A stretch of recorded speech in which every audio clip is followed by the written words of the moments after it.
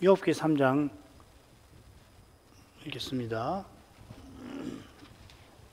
그 후에 욥이 입을 열어 자기의 생일을 저주하니라.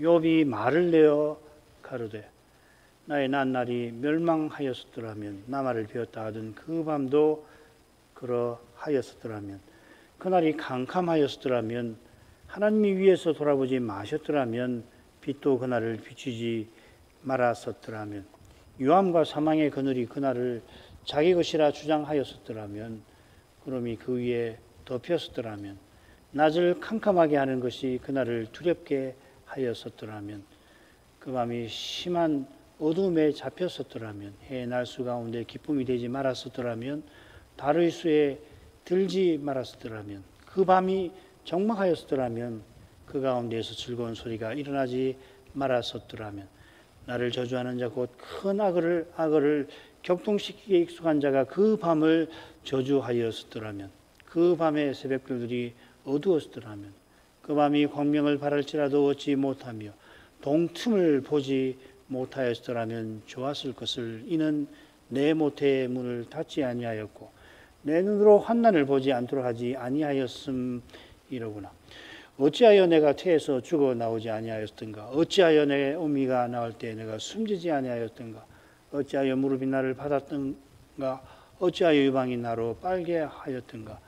그렇지 아니하였던들 이전은 내가 평안히 누워서 자고 쉬었을 것이니 자기를 위하여 거친 터를 수축한 세상 임금들과 의사들과 함께 있었을 것이요 혹시 금을 가지며 은으로 집에 채운 목벽들과 함께 있었을 것이며 또 부주 중에 낙태한 아이 같아서 세상에 있지 않았겠고 빛을 보지 못한 아이들 같았을 것이라.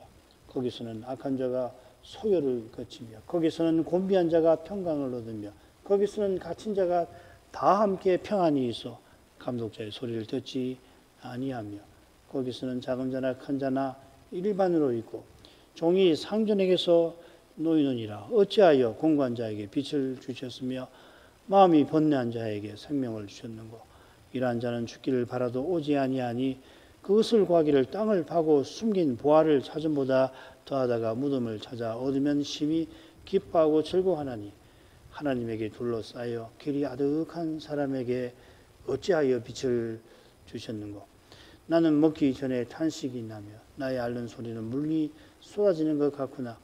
나의 두려워하는 그것이 내게 임하고 나의 무수한 그것이 내 몸에 미쳤구나. 평강도 없고 아름도 없고 안식도 없고 고난만 임하였구나. 재앙이 욥에게 들이닥친 후 그 소문이 아마 우스 가까운 곳에 살던 세 친구 귀에 닿았습니다. 고대 헬라 구약 성경 70인역이라고 하는데요. 거기 보면 세 친구를 왕이나 군주라고 하는데 욥도 필시 그들이나 아브라함처럼 부족장이었을 겁니다. 이런 인물에게 일어난 일은 부족만 아니라 주변 족속의 관심을 늘 끄는 법인데 욥의 재앙은 부족장 아니라 일반 백성이 겪더라도 세인의 주목을 받을 만한 겁니다. 욥의 첫 재앙은 사람들의 놀란 마음에 동정심도 불러 일으켰을 테지만은 다음 재앙은 욥의 종들도 자기 주인을 무시했고 그의 아내와 형제들이 그를 멸시할 정도였습니다. 19장 보면 그 점을 토로하는데 거기 내가 내 아내에게 혐오스러워졌다고 토로하는데 그때가 악창이 나고 아마 몇 달 지난 후일 것 같은데요. 그런데 악창이 나고 얼마 되지 않아 이미 욥은 아내의 악담을 들었습니다. 이런 일까지 세 친구에게 전해졌는지 확실치 않습니다만 그들이 전해 들었다 하더라도 자기 처소에서는 욥을 동정하고 두둔했던 겁니다. 그래 서로 약속하고 가서 욥을 조문하고 위로하자 연통을 주고받았습니다. 조문은 첫째 재앙과 특별히 관련될 거고 위로는 둘째 재앙과도 관련되겠죠. 세 친구가 마침내 욥을 방문하고는 조문보다 더한 그런 위로의 말이 욥에게 절실한 그런 끔찍한 현실을 마주합니다마는 그러나 그 현실에 압도된 세 친구는 7일 동안 땅에 주저앉아서는 욥에게 아무 말도 건네지 못합니다. 그래서 이제 욥은 세 친구가 찾아온 그 일을 훗날 기록할 때에 재앙이 자기에게 이른 것처럼 세 친구도 그러했다고 기록하는 것 같습니다. 11절 지난번 설명드렸죠. 그 사역을 해보면 그리고 욥의 세 친구가 욥에게 임한 이 모든 재앙을 듣고, 이게 주동사입니다. 듣는 게. 그리고 각각 곧 대만 사람 엘리바스와 수아 사람 빌닷과 나아마 사람 소발이 자기 처소에서부터 이르렀으니, 그리고 그들이 욥을 조문하고 위로하러 가자고, 욥에게 이르자고 상의하였더라. 이르자, 이르다, 오다, 오다 가다, 우리는 아주 구분해 쓰는데 영어도 그렇고 이 히브리어도 문맥에 따라서 오다 가다 이렇게 번역합니다. 친구들이 욥을 조문하고 위로하려고 욥에게 가자 했습니다마는 정작 가서는 욥에게 이런 재앙처럼 그들이 욥을 실로 괴롭게 합니다. 욥에게 재앙이 됩니다. 세 친구가 와서는 아무 말도 건네지 아니하자 처음에는 욥도 그 심정을 헤아렸을 것입니다마는 침묵 중에서도 그들의 변해가는 태도에 이미 괴로움을 맛본 것 같습니다. 이게 오늘 살필 본문의 욥의 탄식이 직접적 배경 맥락이기도 합니다. 이 3장의 줄거리를 먼저 보십시다. 1, 2절이 머릿말이 됩니다. 욥이 입을 열어 생일을 저주했다는 거고, 그 다음 3절부터 10절까지는 욥이 자기 난 날과 자기가 잉태된 밤이 저주받기를 바라는 내용입니다. 그래서 계속해서 9절까지 뭐뭐 했더라면, 하였었더라면 이런 표현이 나오죠. 그런 다음 11절부터 23절까지는 욥이 자기가 세상에 태어난 일에 관해 탄식합니다. 어찌하여 이러하였는가? 어찌하여란 말이 몇 번 나오죠. 그죠? 그리고 24절부터 26절까지가 맺은 말이라고 볼 수 있습니다. 탄식, 두려워하는 것, 고난이 내게 임하였구나.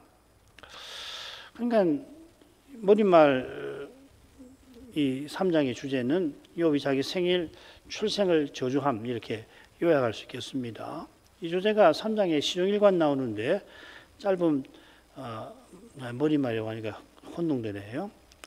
짧은 서론에 이어서 한가운데 나오는 긴 부분이 욥의 바람과 탄식으로 이루어져 있습니다. 단락 끝에서 자기 처지를 요약하는데 아주 흥미롭게도 방금 살핀 서론 마지막 2장 11절에 3번 나왔던 그 임하다 하는 낱말을 여기서 똑같이 3번을 씁니다. 이 보호라는 말이거든요. 여기서도 3번 24, 25, 26절에 이 보호라는 말이 3번 나옵니다. 이건 제가 볼 때는 우연한 게 아니라 이건 의도한 것 같습니다. 욥이 이걸 쓸 때에 의도적으로 2장 11절하고 이 3장 24절부터 26절을 의도적으로 연결시켜서 욥의 탄식하고 친구들의 방문을 연결해서 생각하도록 하는 문학적 장치가 아닌가, 저는 그렇게 생각합니다. 무슨 말이냐면 욥이 무엇 때문에 이렇게 괴로워하는가, 탄식하는가를 이해하는데 도움을 주는 것이죠. 새 친구, 그러니까 아내에게 악담 듣는 건 뭐 짤막하게 나오고, 본문에서도 뭐 내가 내 아내에게 혐오스럽게 되었구나, 뭐 한마디 몇 마디밖에 안 나오는데, 잘 아시는 대로 욥기는 4장부터 해가지고 뭐 절반 넘게 친구들하고 논쟁이 계속되잖아요. 그 논쟁 속에서 욥의 고난이 깊어지는 거 아니에요. 자, 머릿말 가보십시다. 그 후에 욥이 입을 열어 자기의 생기를 저주하니라. 욥이 말을 내어 가로되. 눈에 확 띄는 사실이 하나 있죠. 욥이 말한다 하는 표현이 적어도 3번은 나옵니다. 이 저주한다 하는 것도 결국 말하는 행위입니다만은, 요건 이제 가운데 나오고 말하는 내용이라고 친다면 3번이 됩니다. 2절이 10개 남짓, 낱말을 셀 때에 뭐 떼기도 하고 붙이기도 하는데 대략 10번이라고 생각하시면 되는데, 절반이 욥이 말한다 하는 말입니다. 이는 서론 마지막에서 세 친구가 조문하고 위로하러 와서는 7일 동안 그에게 한 말도 안 한 자가 없었더라 하는 사실과 선명한 대조를 이루어지죠. 그냥 쭉 읽어갈 때 우리는 이제 장교를 읽으니까 다음 장으로 가면 앞의 장을 그냥 잊어버리는 경향이 참 많아요. 원문은 뭐 장이 있는 거 아니잖아요. 그러니까 장절이 있더라도 참고하지만은 그냥 쭉 읽어가시는 게 참 좋습니다. 그렇게 읽어가면 모를 수가 없잖아요. 금방 대조가 되지 않습니까? 욥이 아내에게도 악담들을 쳐지니까 친구들에게 위로의 말을 얼마나 듣고자 했을지 짐작하고 남음이 있지 않습니까? 친구들이 와서는 욥의 모습에 크게 울며 슬픔을 틀림없이 표시합니다마는 그의 모습이 너무나 처참하고 끔찍한 탓에 이래 모든 자녀와 많은 종을 잃은 욥을 조문하고 악창에 괴로워하는 욥을 위로할 엄두를 내지 못하게 되었던 것 같습니다. 처음에는 어떻게 위로해야 할지 몰라 그렇게 했을 텐데 금방 욥의 곤고함이 심함을 보고는 위로할 마음이 금세 사라졌던 것 같습니다. 지난 시간 생각한 대로 이 곤고함, 크에브라는 낱말이 욥기 한 번 더 나옵니다. 욥이 친구들의 집요하고 잔인한 정죄를 받고는 고통에 시달리는 모습을 이 낱말로 표시를 합니다. 16장 6절에 나옵니다. 이 말을 할 때 먼저 뭐라고 그러냐면은 자기 친구들이 자기와 같은 처지였다면은 욥은 입술의 위로로 너희의 근심을 내가 풀어줬을 것이라 하고 하소연합니다. 나라면 너희들의 근심을 내가 풀어줬을 텐데 도대체 뭐 하는 거냐 이 말이죠. 근심을 풀어주는 게 아니라 근심을 더한다 이 말이죠. 누구보다 욥의 심령을 헤아려 줄 만한 이들이 누구보다 욥을 정죄하여 근심케 한 겁니다. 종들이나 주변 사람들은 그냥 멸시하고 말았는데 이 친구라는 사람들 멸시하는 정도가 아니라 정죄하고 비난하고 정죄하는 거잖아요. 그러니까 이 욥의 심정을 이해하려면 이 믿음의 길을 살아가는 사람의 심정을 헤아려야 되는 겁니다. 믿음의 길을 사는 사람들은 뭐가 중요합니까? 돈이 중요한 거나 명예가 중요한 거 그게 아니잖아요. 하나님 앞에서 어떤 삶을 사는가 하는 것이 이 가장 중요한 거잖아요. 그것이 송두리째 부정당할 때 그 심정 말이에요. 그걸 이해를 못하면 욥이 왜 이러는지 충분히 헤아릴 수 없는 겁니다. 달리 말하면 이걸 헤아리지 못한다는 것은 내가 무엇을 지향하고 사는가 하는 것을 엿보게 되는 거란 말이죠. 하나님 말씀은 그런 역할을 하는 거거든요. 하나님 말씀이 양날의 검보다 더 예리하다고 할 때 그런 역할을 하는 거거든요. 내 마음과 뜻이 뭔지 나도 잘 모르는데 말씀에 거룩한 빛이 탁 비치면은 와, 내가 이렇게 악하구나. 내가 이렇게 부정하구나 하는 것을 발견하게 하는 것이 말씀 아니에요. 그죠?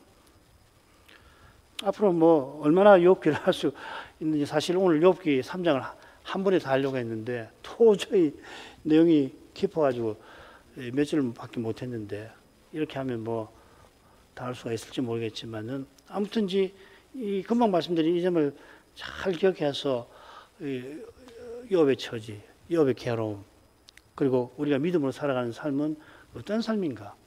왜 그런 일이 생겨야 하는가? 왜 하나님은 이렇게 되도록 하시는 건가?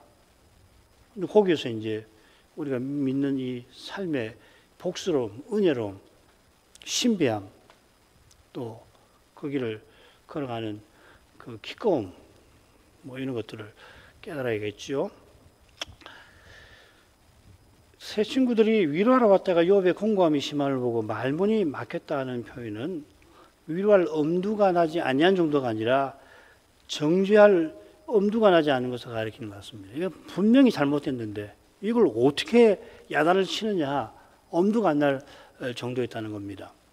자, 이런 배경에서 욥이 자기 생애를 저주한 일을 살필 만합니다. 그 심정이 얼마나 괴로웠을지 그럼 더는 견디지 못하고 그냥 입을 열고서 말을 내어 이르게 되었던 것 같습니다. 친구들이 방문할 그때 위로의 말을 기대했다가 그들의 침묵에 마치 무거운 짐에 짓눌리듯 그 마음이 금방 엉글려 있었는데 더는 그 고통을 참지 못하게 되자 마치 본물이 터지듯이 저주의 말들이 터져 나왔던 것 같습니다. 뭐 이런 경험들, 비슷한 경험들을 해보셨을 겁니다. 욥의 이런 심정과 처지를 헤아리지 않고서 욥이 저주하는 말을 붙들고서 시시비비를 가리려 한다면 지금 중요한 게 시시비비보다 더 중요한 거가 있는데 죄와 죽음의 현실에서 무엇이 참으로 중요한지를 놓치고 말 것입니다. 그런 현실을 정직하게 대면해 보지 못한 사람은 자신의 평안한 처지와 자기의 욕망하는 상태에 빗대어서 너무 쉽게 말하고 너무 쉽게 재단하게 될 것입니다. 자, 본문 첫 번째 부분으로 가죠. 줄거리를 한번 보십시다. 3절이 머릿말입니다. 거기 보면 난날 잉태된 밤이라는 말이 나오고 날과 밤이 멸망하였더라면, 그리고 이제 4절 5절에는 자기가 난 날이 저주받기를 바라고요. 6절부터 9절까지는 이 밤이라는 말이 계속 나올 겁니다. 잉태된 밤이 저주받기를 바랍니다. 10절은 왜 저주받기를 바라는지 이유가 언급되어 있습니다. 머릿말로 가지요. 3절로 가겠습니다. 나의 난날이 멸망하였더라면, 나말을 비웠다 하던 그 밤도 그러하였더라면, 자기 난날과 수태된 밤이 멸망하였더라면 하면서 자기의 생일을 저주를 합니다. 자기 생일이라고 새긴 낱말이 3절 상반절에 날이라고 되어 있죠. 난날이죠, 그죠? 근데 그 난날이 있다면은 수태한 밤도 있으니까 아울러 그 눈으로 밟아가서 저주하는 거 아닙니까? 뭐 이런 정도로 하지요. 나말을 배웠다 한 것처럼 욥의 모친이 욥을 낳았습니다. 우리말은 수동태를 잘 쓰지 않아서 난날이라 능동형으로 새겼습니다만은 욥은 자신이 출산된 날이라, 그 다음에 잉태된 나마를 배웠다, 나마가 잉태되었던, 이렇게 되어 있습니다. 우리 주님 외에는 아무도 스스로 세상에 나는 이 없습니다. 물론 주님도 신비하게 마리아에게 잉태되시고 그에게서 출산되었습니다만 늘 내가 세상에 왔노라 하십니다. 세상에 오신 것은 아버지의 기뻐하신 뜻을 이루시기 위함입니다. 그 뜻은 태초에 인생을 창조하신 목적과 근본에서 하나입니다.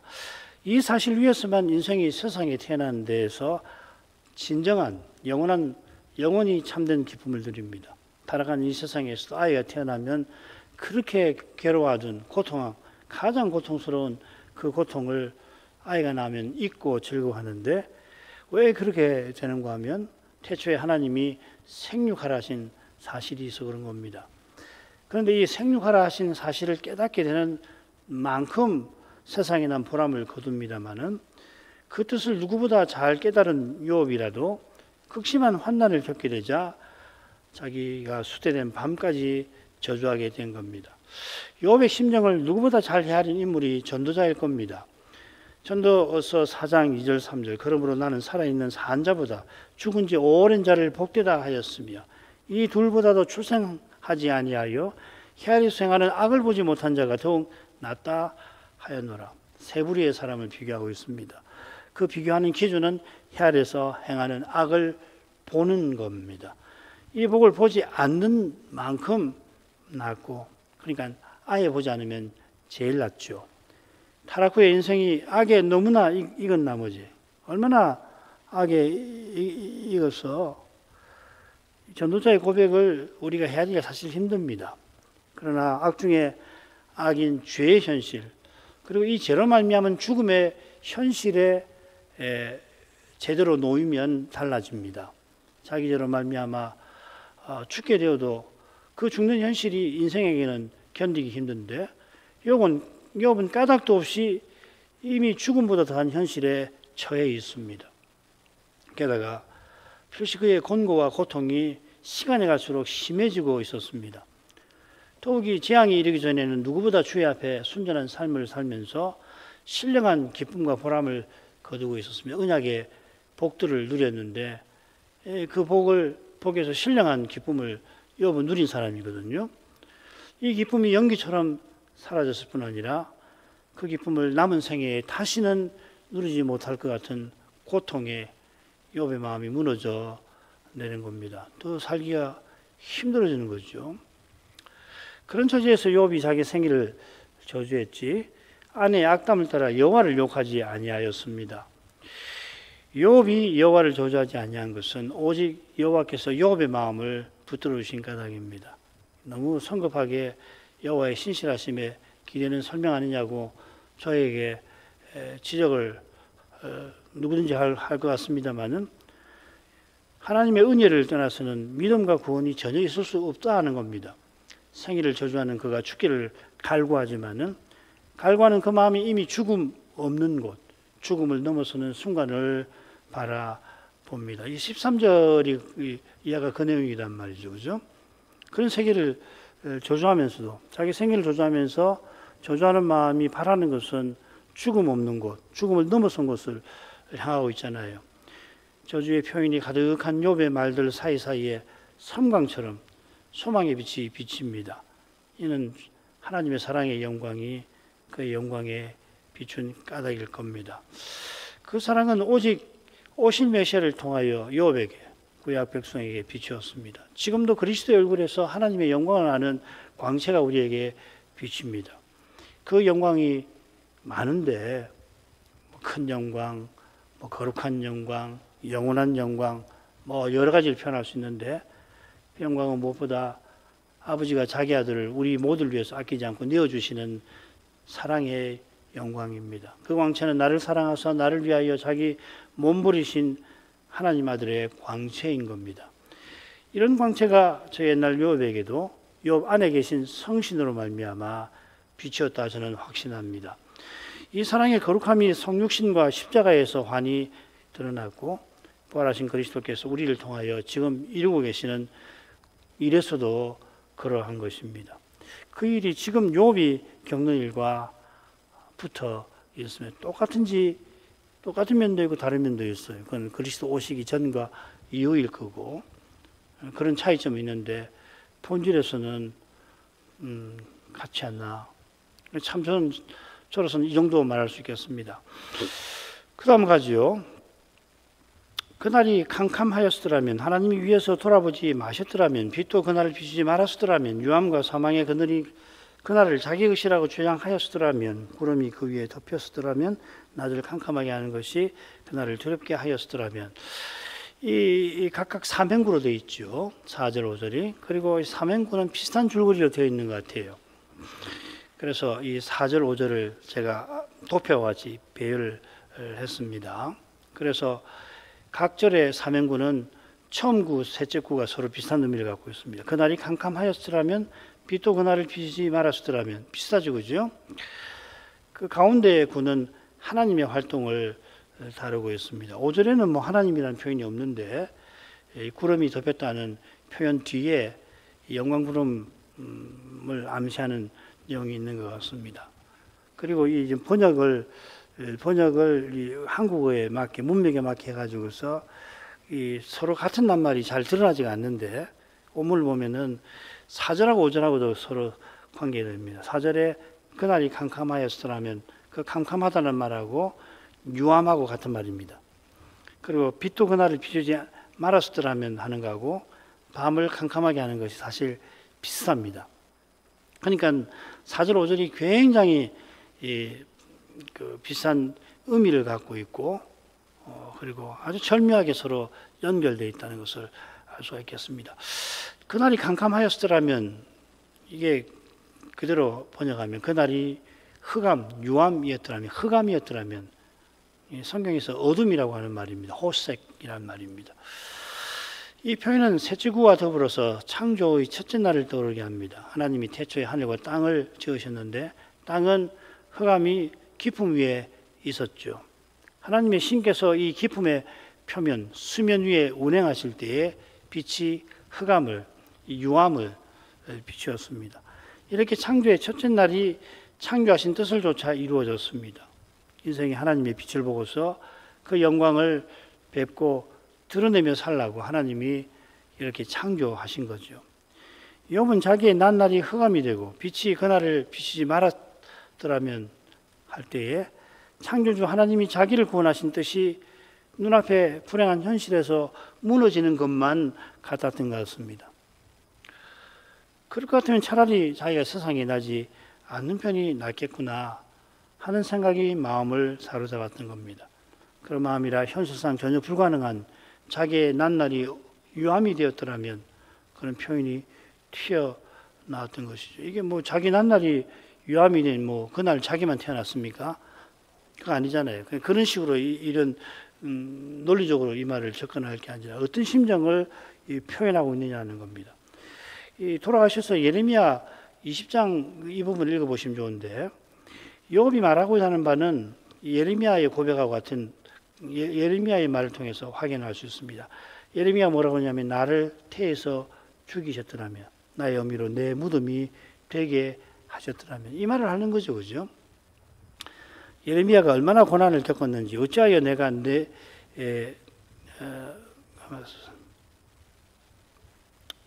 봅시다.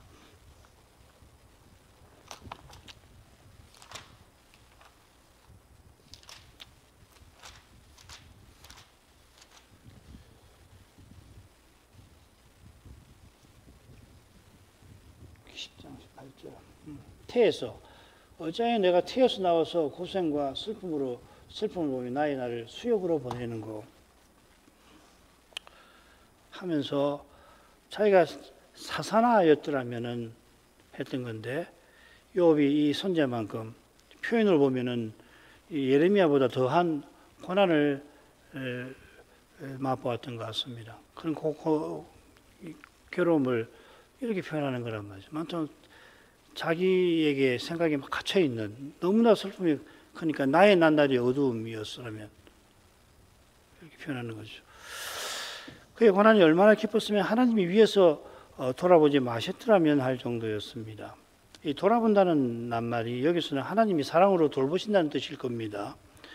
인생이 고난 중에 하나님의 돌보심을 늘 구해야 마땅하고 그게 복된 겁니다. 이 엘리바스의 말입니다. 여기 이제 늘 구하다 하는 말이 이 돌아본다는 말과 같은 말입니다. 다라시라는 말입니다. 욥의 이 3장의 탄식을 듣고 엘리바스가 이 다라시라는 말을 써서 마치 하나님의 돌보심을 거부하는 것 같은 욥을 비난을 하는 거죠. 욥이 한 말을, 하나님이 위에서 돌아보지 마셨더라면 괘씸하다 하고서 인생이 고난 중에 하나님의 돌보심 구해야지, 그렇게 이제 책망하는 거 아니에요. 욥이 엘리바스만큼 몰라서 그런 게 아니라 엘리바스가 욥만큼 고난을 겪지 아니해서 그런 거죠. 엘리바스의 비난과 정죄에 욥은 내가 여러 달째 공고를 받으니 수고로운 밤이 내게 작정되었구나. 나의 날은 배틀의 북보다 빠르니 소망 없이 보내는구나. 6장에서 그렇게 말하고는 여호와를 향하여 내 생명이 한호흡 같음을 생각하옵소서 하고 엘리바스에게 대답하면서 자기도 모르게 하나님께 이렇게 기도합니다. 두 번째 사이클로 가면은 기도조차 못하지요. 고난이 영광을 이루는 그런 즐거운 신비가 있듯이 고난이 믿음마저 무너지게 할 것 같은 두려운 신비가 있는 겁니다. 고난은 정말 이런 점에 두려운 겁니다. 이 두려운 신비를 통과하지 아니하고는 믿음이 확신이 생길 수가 있을까? 여전히 주의 말씀을 잘 모르는 저의 생각을 넘었습니다. 바울의 믿음을 감히 재단하지 못하겠습니다마는 종일 도살할 양처럼 여김받는 현실에서 아무 피조물도 하나님의 사랑에서 나를 끌어내지 못한다, 그렇게 선언하던 이 사도도 날마다 교회를 위한 염려에, 모든 교회를 위한 염려에 그 마음이 짓눌렸다고 고백했고, 원함은 내게 있지만 행함은 내게 없는 현실에 오호라 나는 곤고한자라고 토로했습니다. 이 곤고한자라는 게 이번 돌아오는 주일날 배울 라오디게아 서신에 나옵니다. 그가 부자라고 그 사자가 자랑하지만 주님 보시기에는 가련하고 가난하고 눈물고 벌거벗은 상태입니다. 이 벌거벗은 상태가 흰옷을 입지 못한 상태거든요. 주를 가까이 하며 섬기지 못하는 상태입니다. 그러니까 행함이 없는 현실에 사도가 탄식한 그 심정이 얼마나 괴로웠는지, 오라 나는 공관자로다 할 때에 얼마나 괴로웠는지 우리가 짐작할 수 있겠습니다. 바울도 그렇다면 이런 괴로운 심정을 겪어보지 아니하고는 태산 같은 확신에 아무도 이르지 못할 것 같습니다. 욥이 하나님께서 그날을 돌아보지 마시기를 바라는 심정도 그러한 것입니다. 욥이 극심한 근심에 관하여 전에 몰랐던 건 아닌 것 같아요. 친구들이 자기와 같은 처지에 놓였다면 친구들처럼 너희를 치며 너희를 향하여 머리를 흔들 수 있다. 나도 너희들처럼 그렇게 할 수 있다고 하면서도 그래도 입술의 위로로 너희의 근심을 나는 풀어주었을 것이다 밝힙니다.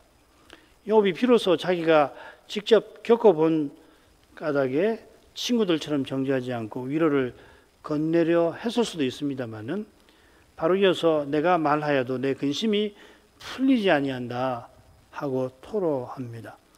자신의 근심이 위로받아야 할 것이라는 걸 분명히 알지만 실제로는 위로받을 길을 찾질 못합니다. 위로의 하나님만 참된 위로를 주신다고 분명히 알지만은 정작 하나님께서 침묵하십니다. 실은 침묵하시는 것처럼 여겨지는 거죠. 하나님의 대답이 당장 없는 바로 그 사실이 실은 참된 기도에 대한 응답의 일부일 수도 있습니다. 하나님께서 나중에 응답하실 때 되돌아보면 응답 없이 지내게 하신 그 뜻이 이런 거구나 깨닫게도 되고, 응답 없어 보였던 그 현실이 실은 응답을 위한 준비의 과정일 수도 있습니다. 그럴지라도 고난 겪는 그때의 연약한 인생은 잠시 근심하지 않을 수가 없는 겁니다. 잠시 근심하는 이것을 안다. 고난 받으면 누구든지 잠시 고난을 받게 되지. 이걸 아는 사실 때문에 고난을 겪는 그때 근심이 오히려 더할 수도 있습니다. 아는 거하고 겪는 거하고 차이 때문에 그런 거죠. 내가 이거밖에 되지 않구나. 내가 이렇게 약하구나 하고 해야 되는데 내가 이거밖에 되지 않는 모양이구나. 이렇게 생각되면은 훨씬 괴로운 거거든요. 내가 목사인데, 내가 아버지인데, 내가 이런 사람인데, 내가 믿은 연수가 얼만데 이런 마음이 들면 훨씬 괴로운 거거든요. 5절의 교훈이 4절과 다르지 않겠습니다만은 그렇다고 표현을 달리하는 저자의 의중을 지나칠 수는 없습니다. 그래서 강서를 한 번에 달려고 했는데 한 번에 못하게 됐습니다. 유암과 사망의 그늘이 그날을 자기 것이라고 주장한다는 것은 그날이 실은 유암이라고 하는 것과 비슷한 뜻입니다. 흑암이라는 것하고. 욥기에 유암과 사망의 그늘의 땅이라는 표현이 나오는데요. 그 땅은 내가 돌아오지 못할 땅입니다. 죽음의 땅이죠. 죽은 상태를 가리키죠. 이런 표현에 기대어서 유암과 사망의 그늘이 그날을 자기 생일을 자기 것이라고 주장하는 것은 욥이 결국 죽은 자로 태어나는 걸 가리키는 거겠죠. 근데 여기 내 것이라고 주장한다고 새긴 이 낱말, 히브리 말은 까알입니다. 욥기 한 번 더 나오는 중요한 말입니다. 나의 구속자라고 새겼습니다. 이 구속자라고 하는 이 표현은 도피성 제도나 기업 부르는 제도와 붙어 있는 거죠. 형제가 가난해서 기업의 땅을 팔면 가까운 친족이 대신 빚을 갚아서 그 기업을 회복할 수 있게 하셨습니다. 그처럼 억울하게 죽은 형제를 위해서 친족이 피해 복수를 할 수 있도록 억울하게 죽인 그 사람을 처단할 수 있게 하셨습니다. 이런 규례들은 오실 메시아를 가리킵니다. 욥이 아브라함 시대에 살았더라도 나의 구속자라고 하는 표현은 오실 메시아를 믿는 믿음을 보여줍니다. 오실 메시아를 믿는 이 욥이라고 하는 사실에 비추어서 유암과 사망의 그늘이 욥의 생일을 내 것이라고 주장하는 그 상황은 어떤 상황이냐? 메시아를 바라보는 욥의 믿음을 뒤흔드는 그런 상황. 그러니까 욥의 근심이 극심함을 암시하는 겁니다. 이게 제일 괴로운 거잖아요. 믿음이 흔들려서 무너질 것 같은. 이것은 셋째 행인 낮을 캄캄하게 하는 것이 그날을 두렵게 하였으라면 하는 것과 짝을 이루는 것 같습니다. 이 캄캄하게 하는 것이라는 낱말이 여기만 나옵니다. 구약에서. 학자들은 일식을 가리킬 거라고 말합니다. 조선시대 사람들도 그 일식을 하늘의 두려운 징조로 여기지 않았습니까? 고대 근동 사람들도 그랬던 것 같습니다. 일식은 해가 달에 가려져서 낮이 밤처럼 되는 현상인데 달이 해를 삼킨 것 같은 그런 현상은 유암이 그날을 자기 것이라고 주장하는 것과 비슷한 이미지를 갖고 있습니다. 욥이 일식이 있어서 자기 난 그날이 빛을 잃은 상태를 가리켜서 낮을 캄캄하게 하는 것이 그날을 두렵게 하는 것이라고 표현합니다. 이 두렵게 한다는 낱말이 욥기 이곳 말고 7군데 나오는데 적어도 4군데에서는 하나님의 심판에 쓰이는 말입니다. 이런 용례들을 참조하면 낮을 캄캄하게 하는 일식이 그날을 두렵게 한다는 표현도 주를 향한 욥의 믿음을 흔들 만한 상황을 암시하는 것 같습니다. 가운데 5절 가운데 구름이 그 위에 덮었더라면 하고 탄식합니다. 이 덮는다라고 하는 낱말 샤칸인데 욥기 10번 더 나옵니다. 거한다, 산다 하는 말입니다. 영광 구름에 여호와께서 보좌를 두시고 거기 거하시니까 이 구름을 우리는 쉐키나 샤칸의 명사형으로서 쉐키나 구름이라고 부릅니다. 여기서는 구름이 욥이 난날 위에 들이온 상태를 묘사합니다. 거한다 하는 동사는 이 구름이 떠나질 않고 그 위에 계속 있는 상태를 표시하겠죠. 구름이 들이오면 빛이 들지 않아서 그 아래가 컴컴한데 구름이 욥의 생일 위에 떠나지 않고 있으면 그날이 영영 흑암이 되겠죠. 거기에 대해서 구름이 그날 위에 거한다는 표현은 여호와께서 영광 구름으로 임재하셔서 심판하시는 장면을 저는 떠오릅니다. 욥의 이런 강렬한 표현들 때문에 위로하러 왔던 세 친구가 정의감에 휩싸여서 오히려 욥을 비난하고 정죄하게 되었던 것 같습니다. 욥기 4장 3절부터 5절에서 그런 내용을 읽어낼 수 있습니다. 곧이어 엘리바스는 4장과 5장에서 지난날 욥이 넘어져가는 자를 붙들어 주더니 욥 자신이 비슷한 처지에 놓이자 여호와 경외하면서 떠났다고 단정합니다. 친구라면 설령 그렇게 되었더라도 여호와 경외에서 떠난 자에게 인애를 보여야 합니다. 욥기 6장 14절이죠. 새 친구는 여호와께서 욥을 신비하게 붙들고 계시는 것을 보지를 못합니다. 여호와께서 그를 붙드신 것은 욥이 오실 메시아를 바라본 까닭입니다. 오실 메시아, 다시 오시는 메시아를 바라보지 않고서는 눈앞의 현실을 제대로 헤아릴 길이 없습니다. 그냥 자기가 기준이 되고 자기 현실이 척도가 되어서 왜 너는 나같이 하느냐, 뭐 그렇게 쉽게 이야기하는 거죠. 사람은 누구든지 그렇습니다. 새 친구가 필시 인생 가운데 지혜로운 자들이지만 하늘로부터 내려오는 지혜, 그리스도 얼굴에 비치는 하나님 영광을 아는 광채만이 우리가 보아야 할 것을 볼 수 있게 합니다. 욥이 당장에는 자기 난날을 저주합니다마는 저주하는 그 마음이 여전히 메시아를 바라보는 까닭에 고난에 겨워 괴로운 그의 마음에 거룩한 광채가 자기가 식별을 못할지라도 비추고 있었던 겁니다. 그런 방식으로 여호와는 하나님께서는 메시아로 오실 그 일을 친히 이루고 계셨을 겁니다.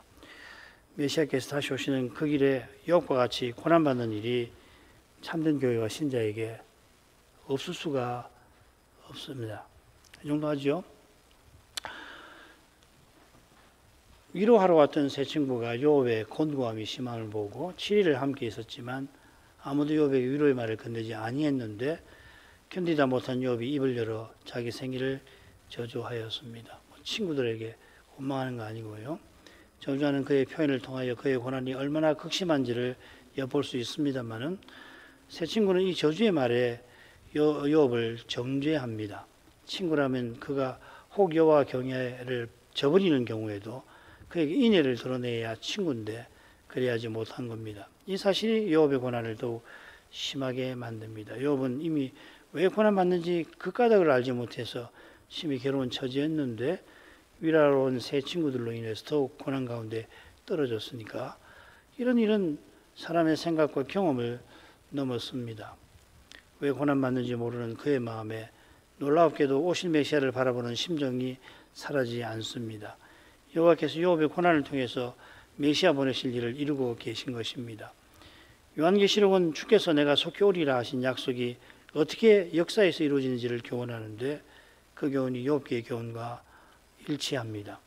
이 교훈을 깨닫는 길이 얼마나 괴롭고 힘든지 욥기에서 배우는 그만큼 이 시대의 믿음의 길을 걸어가는 거기서 우리가 유익을 얻게 될 겁니다. 모든 지각에 뛰어난 평강을 누리는 이 엄청난 경험 말이에요. 근데 그 과정이 실로 힘겹게 될 것입니다만은 고난을 통해서 영원한 영광이 이루어지게 하시듯이 고난당하는 교회와 신자를 통해서 그리스도의 아름다운 영광이 그 고난 가운데 드러나게 하실 겁니다. 이런 은혜를 겸손히 구할 거고 우리가 그 영광을 남의 고난에서 볼 수 있는 그런 은혜를 감히 구해야 하지 않을까요? 두 번째 기도 제목은 말씀드리지 않아도 잘 아시겠습니다. 기도하십시다. 같이 기도하겠습니다. 자비하신 아버지, 욥기에서 여호와께서 여호와의 종으로 세상에 오시는 그 길에 관하여서 잠시 생각할 수 있게 하셔서 감사드립니다. 여호와께서 욥만큼 땅에서 순전한 자가 없다 하셨습니다만 그렇게 선언하신 그 앞에서 마귀가 순전한 여호와의 종을 참소하였고 그렇게 참소하는 이 약한 자를 여호와께서는 길이 참으셨나이다. 하나님이 길이 참으신 뜻이 장차 여호와의 그 종으로 친히 오셔서 우리 인생의 죄를 도말하시고 또 죄와 죽음의 권세를 물리치려 하신 데 있는 줄 믿습니다. 그처럼 여호와께서 여인의 후손으로 나시는 이 일이 하나님의 전능하신 능력으로 가능한 것처럼 하나님께서 모든 권세로서 죄인을 구원하셔서 창조의 목적을 이루시는 그 길이 미련한 인생이 생각해 보더라도 결코 간단할 수 없음을 모를 수가 없겠나이다. 도기 말씀의 거룩한 빛 가운데 있어 인생의 죄에 관하여 살피는 이마다 자기의 죄의 심연을 들여다보는 그만큼 인생 스스로는 이 죄를 해결할 길을 찾지 못할 뿐 아니라 그 죄로 말미암은 악이 얼마나 이 세상에 많고 그 악이 얼마나 속속들이 뻗어 있는지 도저히 헤아릴 수가 없겠구나 하고 주의 앞에 신하지 않을 수 없게 하십니다.